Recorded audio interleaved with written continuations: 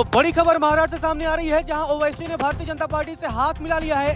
BJP और ओवैसी की party में गठबंधन हुआ है। अकोट नगर परिषद में यह गठबंधन हुआ है। इसके बाद से शिवसेना यूबीटी ने निशाना साधा है। आपको बता दें कि महाराष्ट्र की राजनीति से एक बेहद ही चौंकाने वाली खबर सामने आ रही है, जहां अकोट नगर परिषद में भारतीय जनता पार्टी और ओवैसी की एआईएमआईएम, जो कि दोनों धुर विरोधी पार्टियां हैं, उन्होंने गठबंधन कर लिया है। तो महाराष्ट्र की सियासत में नया ट्विस्ट देखने को मिला है। बीजेपी ओवैसी के बीच गठबंधन हुआ है। आपको बता दें कि इस गठबंधन ने महाराष्ट्र की सियासत को नई दिशा दे दी है। सभी हैरान हैं, सब सोच रहे हैं कि आखिर ओवैसी और बीजेपी में कैसे गठबंधन हो सकता है।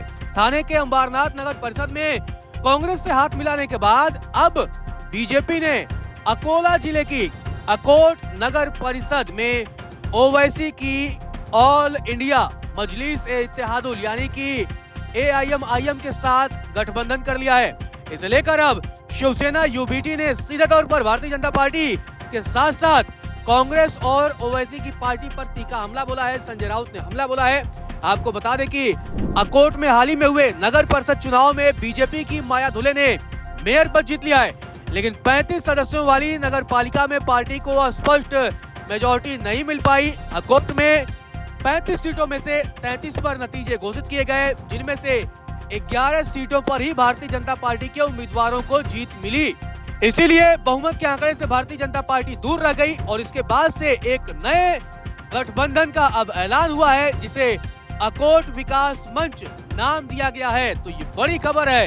अब बड़ा सवाल यह है कि आखिर ओवैसी की पार्टी के साथ बीजेपी के जाने की क्या मजबूरी रही। तो दरअसल अकोट विकास मंच में जो सबसे चौंकाने वाला आंकड़ा है वो ये है कि ओवैसी की पार्टी 5 सीटें जीतकर दूसरी सबसे बड़ी पार्टी बनी। तो 11 सीटों पर बीजेपी को जीत मिली, 5 पर ओवैसी की पार्टी को जीत मिली। इसके अलावा शिंदे गुट की शिवसेना, अजीत पवार वाली एनसीपी और शरद पवार की एनसीपी और बच्चू कडू की प्रहार जनशक्ति पार्टी भी शामिल है। तो इस मंच में ये तमाम दल शामिल हैं। तो एनसीपी शरद पवार भी इस दल में, इस गठबंधन में शामिल है।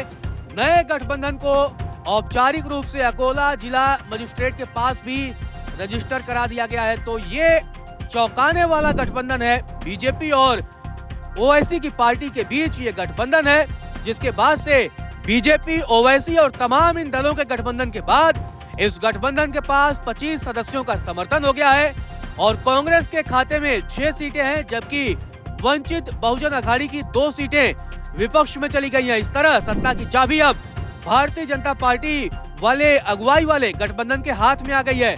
लेकिन अब शिवसेना यूबीटी के नेता संजय राउत ने तीखा हमला बोला है। संजय राउत ने कहा है कि बीजेपी अंबरनाथ में कांग्रेस के साथ है और अकोट में ओवैसी को समर्थन दे रही है। तो इसी मुद्दे पर ये तंज कसा है संजय राउत ने। संजय राउत ने कहा है कि ये वही भारतीय जनता पार्टी है जो कांग्रेस मुक्त भारत की बात करती है, लेकिन आज खुद कांग्रेस और ओवैसी की पार्टी के साथ गठबंधन कर रही है। संजय राउत ने कहा है कि भारतीय जनता पार्टी का ये रवैया बेहद ही हैरान करने वाला है और देश देख रहा है।